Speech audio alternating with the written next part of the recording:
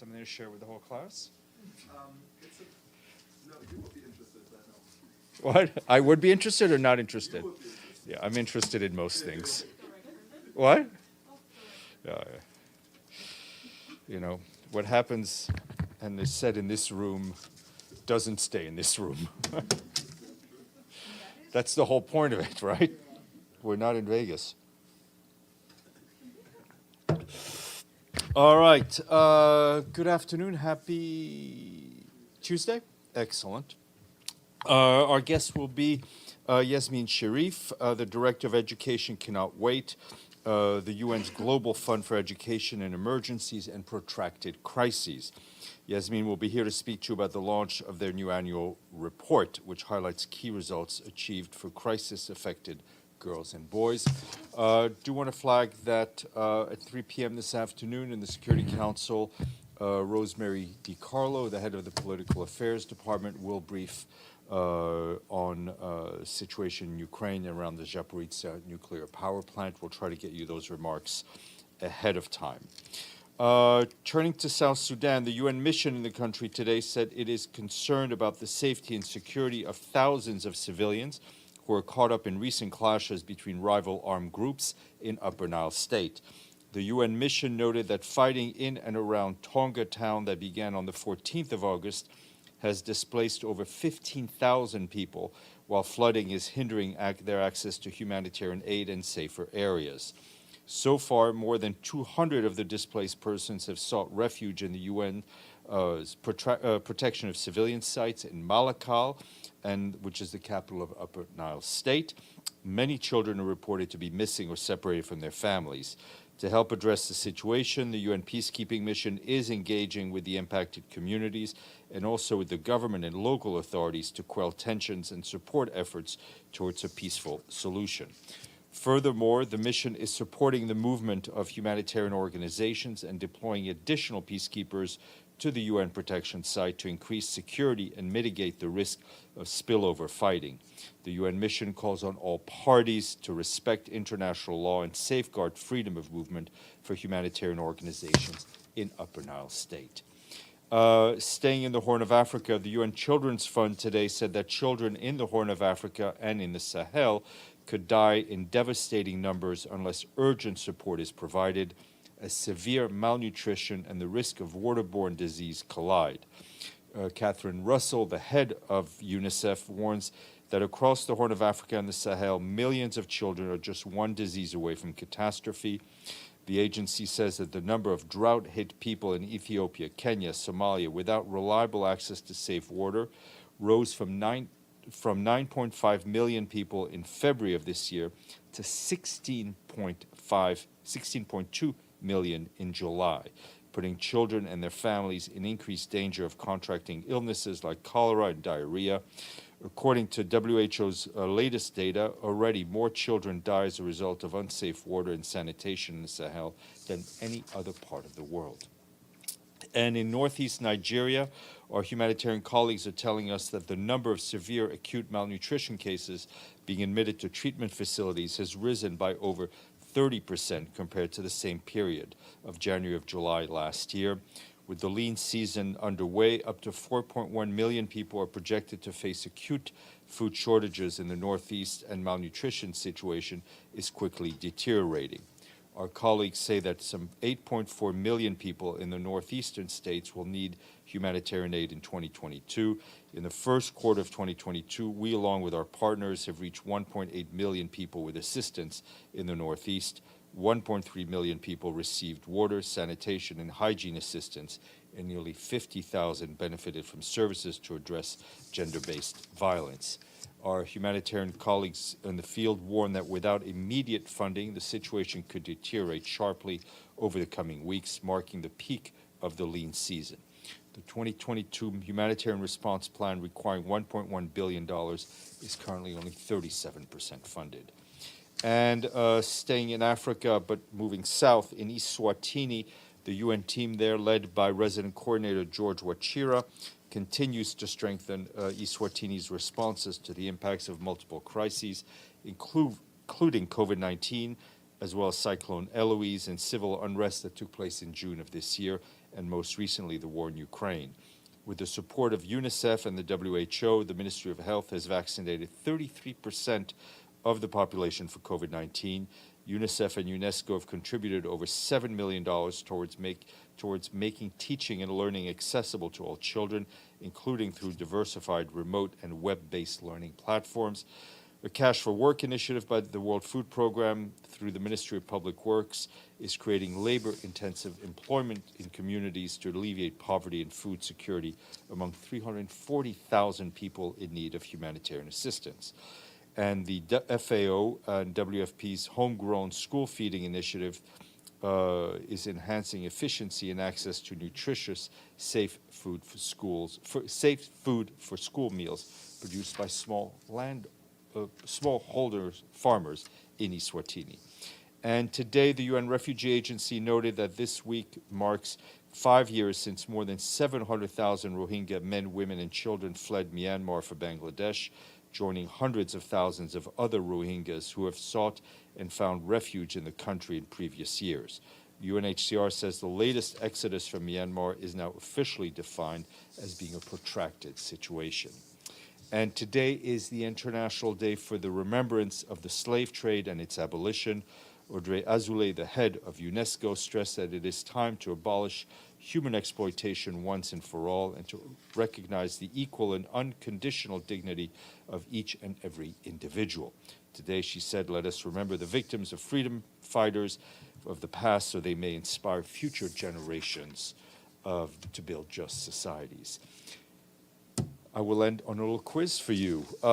Today, this member state paid its dues in full. It's the country that is home to the oldest clock in Central America and the second oldest clock in the world.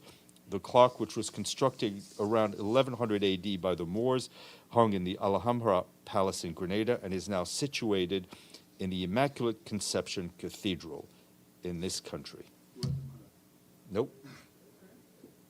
Nope. It's not even Central America. Oh my God, this is so, I mean, you know what? You get no questions for a week. No, it's in Honduras, and we thank our friends in Honduras for paying their membership in dues in full. Betul.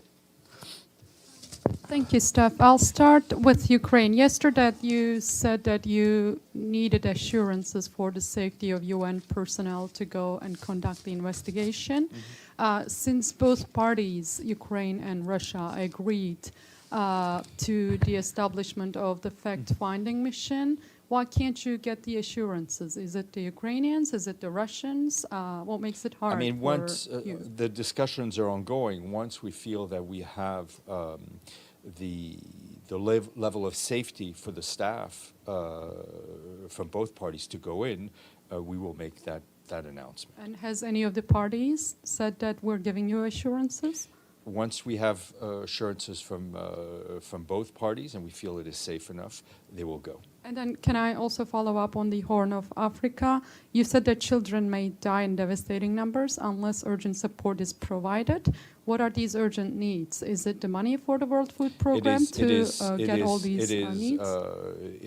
It is cash and funding to address what we call kind of a multi-dimensional crisis, because it's not just food, it's access to safe drinking water and public health as well. And how much are you asking for? I'll check with UNICEF. Yep. Edie. Thank you, Steph. As you know, tomorrow is the first anniversary of the Russian invasion of Ukraine. And I know the Secretary General, the six months yes. anniversary. Pardon me, I'm moving too fast. I know the Secretary General is going to be at the Security Council. Is there any chance that he can stop and talk to us at all, and is he going to be issuing any kind of a statement? Well, I mean, I think the statement he will deliver tomorrow will be the statement on the 6-month mark of this this phase of the war, and I think he will mark the tragedy for civilians in Ukraine, the death, the displacement, the destruction that they have suffered for the last 6 months, and I will ask him to stop and just say a few words. Edward. Hi, Steph. I have several questions. First, on the tragedy of Darya Dugina.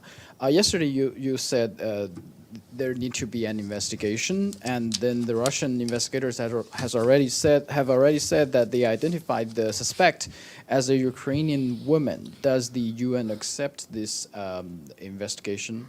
It's not for us to accept or reject. I mean, this. I really have nothing more to say than what I said yesterday. Okay, so more questions on Korean Peninsula, because starting yesterday, Korean or Crimean?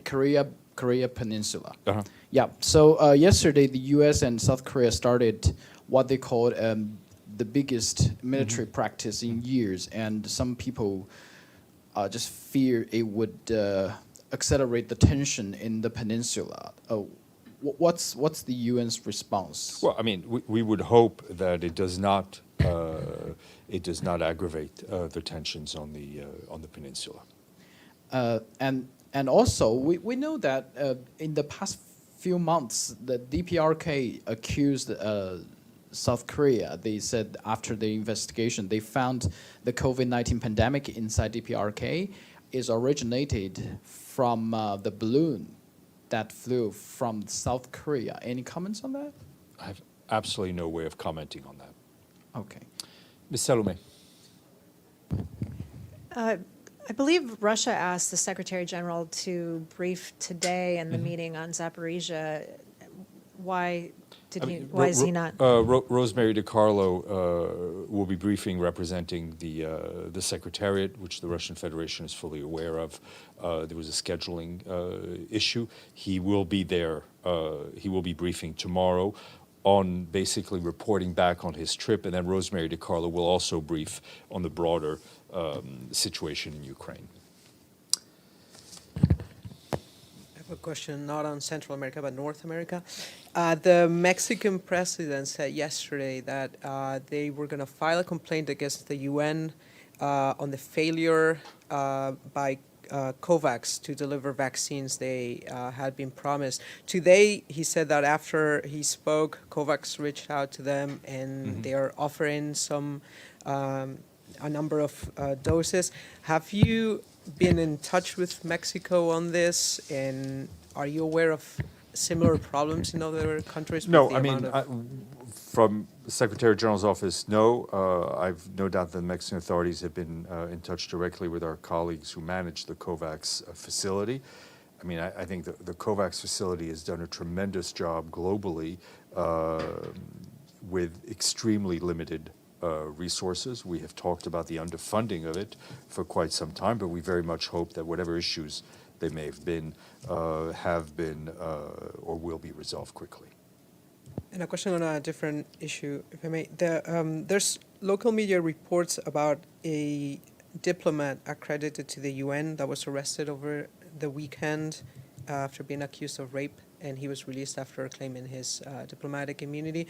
Has the UN been contacted by anyone, and are you taking any No, I mean, measures we're on this? aware of this. We've seen the press reports. I think this is an issue having to do, as you said, not with I think there've been some early misreporting on it, not with anyone who is working for the United Nations, but a member of the diplomatic corps. I think any alleged rape or sexual assault needs to be fully investigated.